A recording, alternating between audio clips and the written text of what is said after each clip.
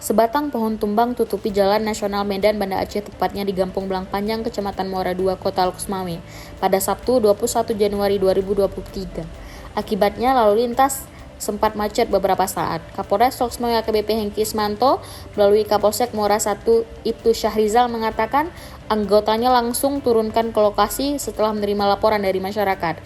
Setelah dilakukan pembersihan bersama petugas terkait dan warga setempat, arus lalu lintas kembali normal.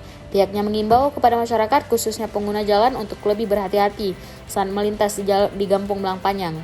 Pohon yang tumbuh di sepanjang Jalan Medan Banda Aceh Blangpanjang umurnya sudah cukup tua dan belum pernah ada peremajaan oleh instansi terkait, sehingga sangat rawan bagi pengguna jalan.